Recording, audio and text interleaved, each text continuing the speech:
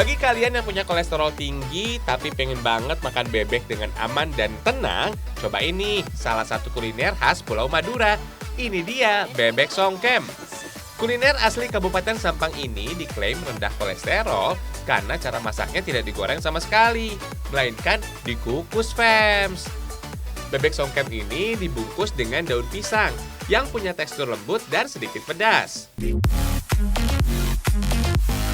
Selain ayam, bebek menjadi jenis unggas yang digemari masyarakat Indonesia. Rasanya yang gurih jadi alasan kenapa olahan bebek banyak disukai.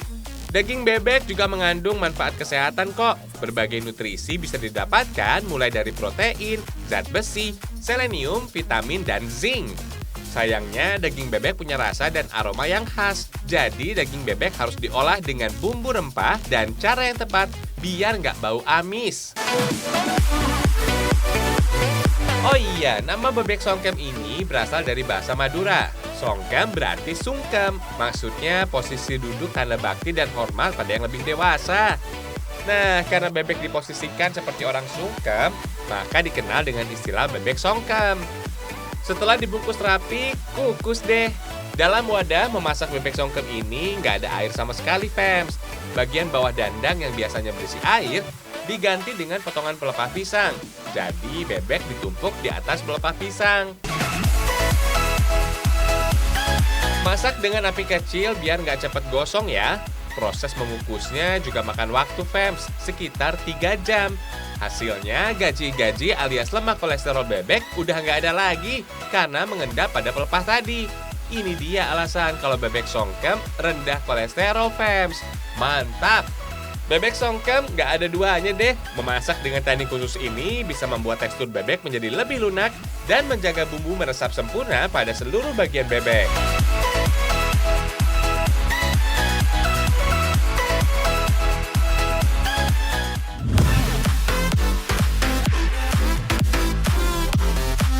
Kalau di Ambon, bebek nggak cuma dari jenis unggas aja, ada juga kuah kuning kerapu bebek. Nggak tanggung-tanggung, olahan ikan ini dipercaya bisa menurunkan kolesterol tinggi loh. Ada 2 taurin alias asam amino kondisional yang diproduksi oleh tubuh. Dan sebagian besar ditemukan pada jantung dan otak. Penting banget tuh buat membantu pencernaan lemak, fams. Masyarakat Indonesia sudah terbiasa mengolah ikan menjadi kuah kuning. Salah satunya hidangan khas Maluku ini nih. Keistimewaan ikan kuah kuning terletak pada bumbu. Rasanya pedas-pedas segar gitu, fams. Bumbu rempah yang digunakan bisa menghilangkan aroma amis ikan. Meski bisa ditemukan di daerah lain, kuah kuning yang satu ini jadi olahan paling mahal loh. Hihihi.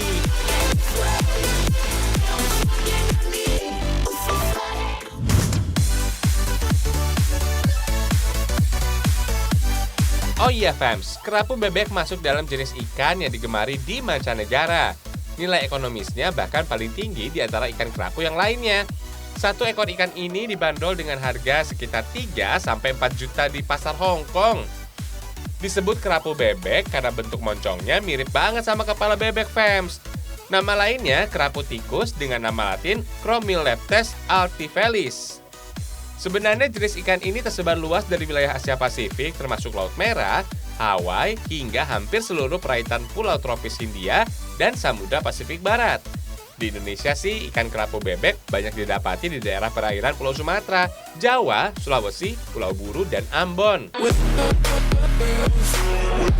Ternyata ikan ini juga potensial untuk dibudidayakan loh. Soalnya pertumbuhannya relatif cepat, mudah dipelihara, dan punya toleransi yang tinggi terhadap perubahan lingkungan. Kerapu bebek bisa berkembang baik pada perairan karang berdebu, termasuk terumbu karang yang hidup ataupun mati, fams. Ciri tubuhnya terdapat bintik-bintik kebiruan dan berwarna kuning terang. Banyak juga yang menjadikan jenis kerapu ini sebagai ikan hias karena cantik banget.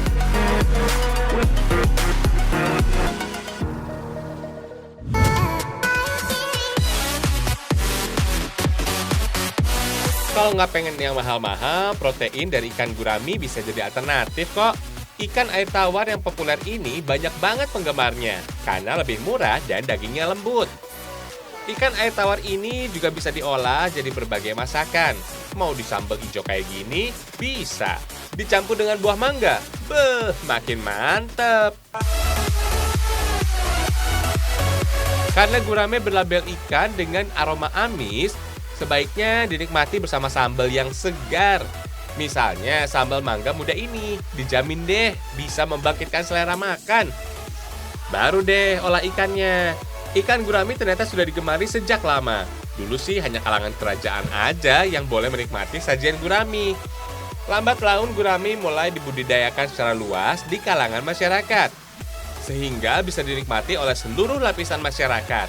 Ikan gurami yang sudah direndam dengan air perasan jeruk bisa langsung digoreng sampai matang. Beuh, bikin ngiler fans, apalagi mengandung protein, vitamin A dan B, dan asam amino yang baik untuk pertumbuhan.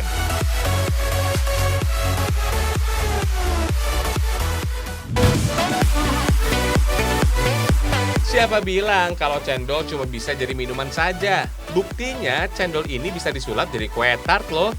Seolah mendobrak pakem bentuk lama, kue-kue tradisional yang berganti baju ini jadi tren di dunia kuliner Indonesia beberapa waktu belakangan. Untuk bikin kue tart cendol, kita bikin adonan tart dulu. Bahannya hampir sama seperti kue tart pada umumnya. Bedanya gunakan palm sugar supaya aromanya semakin harum. Oh iya fams, asal-usul cake atau kue ini sebenarnya sudah ada sejak zaman Mesir kuno. Tapi hanya disajikan saat ada upacara penobatan sang raja. Bahan untuk membuat kue ini nggak murah. Kue ini umumnya dilakukan setelah revolusi industri, yaitu akhir abad ke-18 dan awal abad ke-19.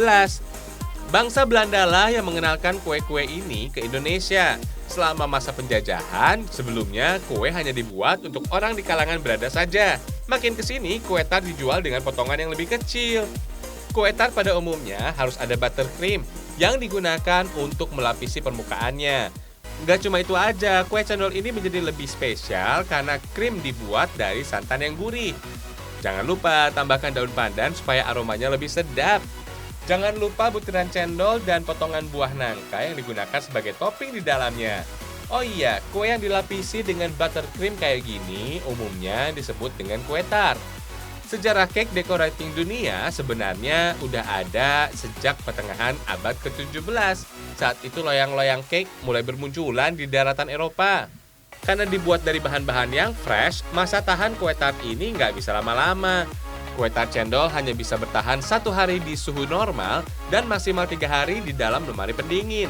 Wah, keren ya fams. Bisa banget nih jadi alternatif lain untuk santap es cendol. Hihihi.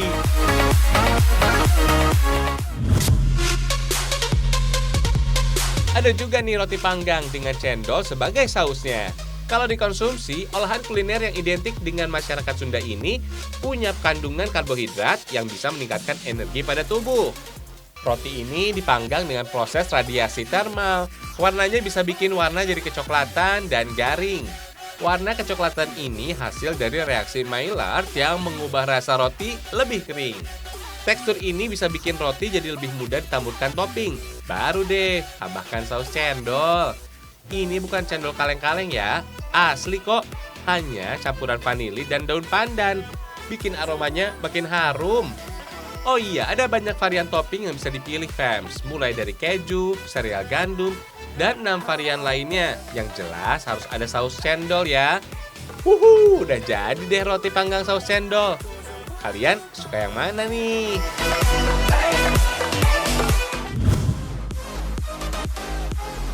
Kalau segarnya es cendol pasti sering dijumpai. Belakangan minuman tradisional ini kurang peminatnya karena kalah popularitas. Padahal cendol ini mewakili Indonesia sebagai 50 minuman terlezat di dunia versi Asian Go.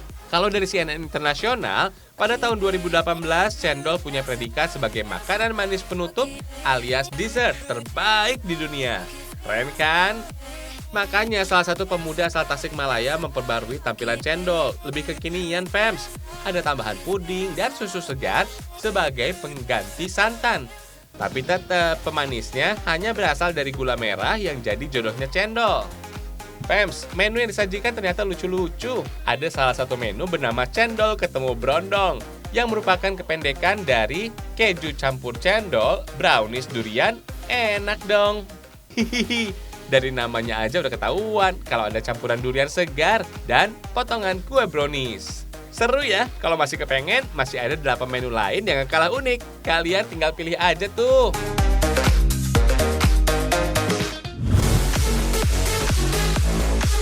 Cendol nggak cuma berubah jadi kue tart aja. Wajit yang berasal dari tanah Pasundan ini juga bisa disulap jadi kue kekinian. Fems, wajit yang didominasi dengan rasa yang manis harus diberi kopi pahit untuk penetralisir rasa. Wajit juga sudah dimodifikasi dan dibuat lebih cair ya Fems. Ada juga krim susu untuk memperkaya rasa. Namanya kue tart, harus dibuat menumpuk ya. Tenang, bahan untuk toppingnya cenderung lengket dan bikin adonan kue tetap kokoh. Adonan kue umumnya ditutup dengan coklat putih yang diberikan campuran khusus biar tampilannya jadi lebih rapi. Biar kesan tradisionalnya tetap terasa, bisa ditabur kelapa kering yang sudah disanghai tipis ya. Tinggal hias bagian atasnya sesuai selera. Ini nih kue tradisional yang berbalut nuansa modern. Hihihi.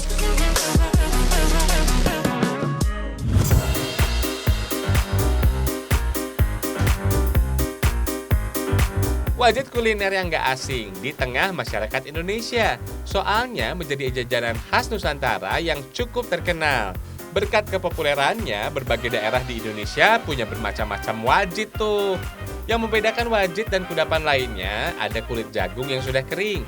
Wajit punya rasa yang manis dan legit, dengan tekstur agak lengket dan berserat. Ciri khas itu bisa didapatkan dari campuran kelapa dan beras ketan yang mengandung amilopektin. Ada juga tambahan gula aren, biar wajit bisa dinikmati oleh penderita diabetes. Soalnya jenis gula ini punya kadar glikemik yang rendah dibandingkan gula pasir pada umumnya. Home industri wajit ini berada di daerah Cililin, Kabupaten Bandung Barat.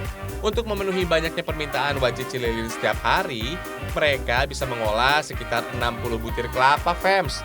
Beda lagi kalau musim liburan, jumlahnya bisa bertambah hingga lebih dari 2 kali lipat. Sebenarnya wajit sudah ada sejak puluhan tahun lalu. Biasanya dikonsumsi oleh kaum bangsawan suku Sunda aja.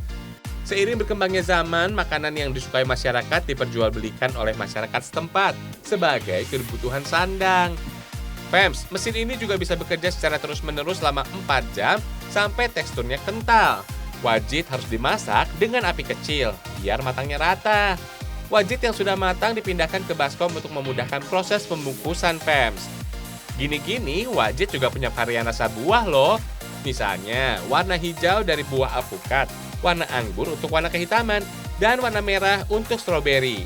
Ini nih yang bikin wajit memiliki kesan tradisional. Wajit tidak dibungkus kertas minyak, tapi kulit jagung yang sengaja didatangkan dari kota Kediri, Jawa Timur.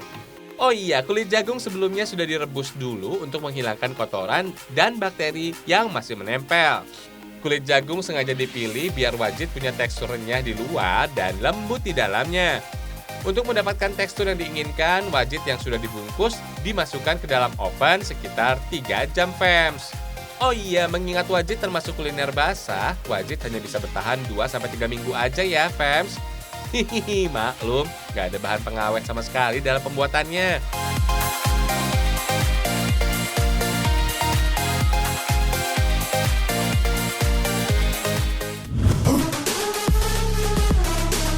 Kalau dengar kata bika, pasti langsung merujuk pada bika Ambon yang dari Medan ya. Jangan salah, di ranah Minang juga ada kok bika yang gak kalah nikmat.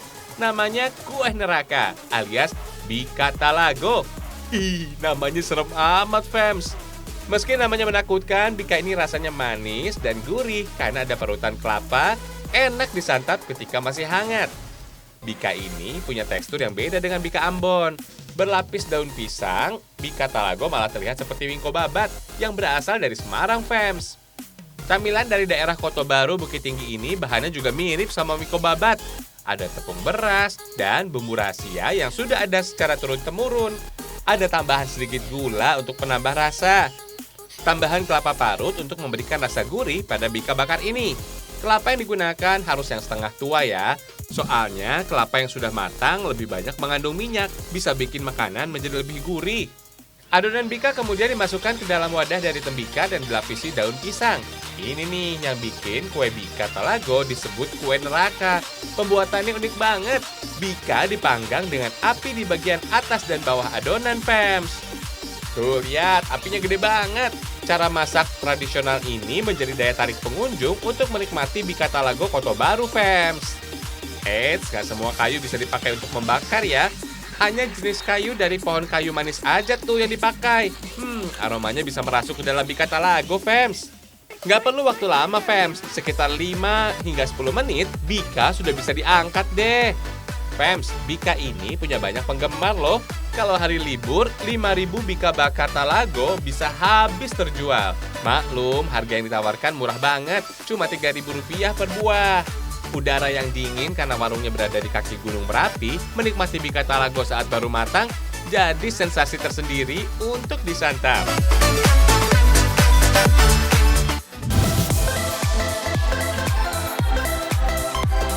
Fams, batik nggak melulu dibuat dengan canting. Percaya nggak kalau corak berwarna coklat keemasan ini berasal dari kawat berkarat ini? Perkenalkan, fans, Pak Firman ini pengrajin sekaligus penemu batik teyeng dari Surabaya, Jawa Timur. Sebagai mantan dalang yang beralih profesi menjadi pembuat batik, ia mulai belajar membatik di tahun 2012. Inovasi dalam seni membatik lewat karat inilah yang dilakukan secara spontan agar produknya dikenal oleh masyarakat. Fams, kain mori yang biasa digunakan sebagai dasaran kain batik direndam bersama kawat berkarat selama 1 hari 1 malam. Tujuannya sih supaya karat kawat menempel pada bagian kain, sehingga tercipta motif-motif yang artistik. Tutup dengan spons dan kain ditimbun sampai motifnya berubah jadi pola yang sempurna. Dalam proses ini, media untuk pola harus dipastikan gak tercampur air terlalu banyak, soalnya bisa mempengaruhi hasil akhir dari pola karat. Oh iya, korosi atau yang sering dikenal dengan karatan ini, proses perubahan kimia yang terjadi secara alami. Biasanya sih terjadi pada 2 jenis logam, yaitu besi dan baja yang sudah berusia tua atau terlalu sering terkena air. Belum selesai nih, fams. Hasil guratan-guratan pada kain khas karat ini jadi proses awal pembuatan kain batik teyeng. Selanjutnya, kain dihias dengan berbagai jenis motif batik khas Indonesia lewat proses batik cap atau proses nyanting. Gak perlu khawatir, pembuatan motif teyeng pada kain gak mempengaruhi ketebalan kain mori kok. Sama seperti pembuatan batik pada umumnya, kain mori harus dicelup warna dulu. Sebagai salah satu batik modern, harga batik teyeng sangat bervariatif loh. Motif teyeng dibanderol dengan harga Rp150.000 per meter. Kalau sudah diberi motif batik cap atau tulis, harganya bisa berkisar antara 300 sampai jutaan rupiah, fams.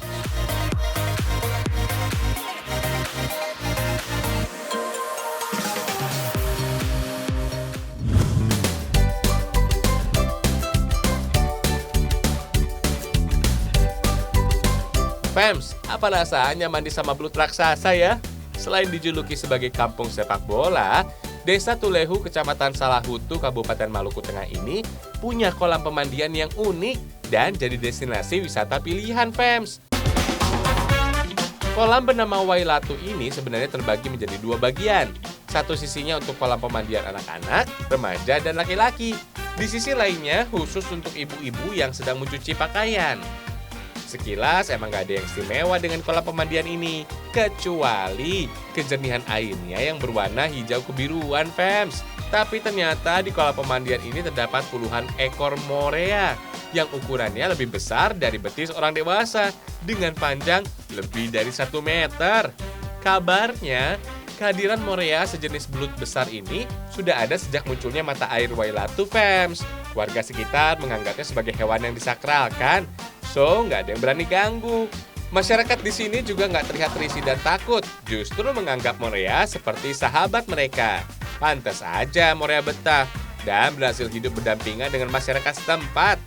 Oh iya, fams, nama Wailatu berasal dari bahasa Ambon, yaitu Wa yang artinya air dan Latu adalah raja. Dulunya kedua kolam ini tempat pemandian raja. Meskipun abad sudah berubah, tapi kebiasaan ini nggak boleh ikutan berubah tuh.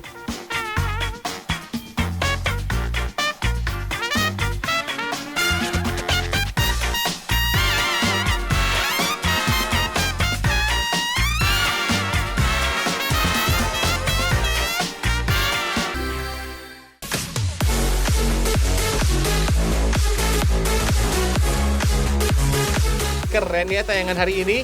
Ikuti protokol kesehatan biar pandemi ini cepat selesai. Besok kita hadir menemani pagi kalian lagi. Ragam Indonesia, satu Indonesianya berjuta kekayaannya. Sampai jumpa, fams!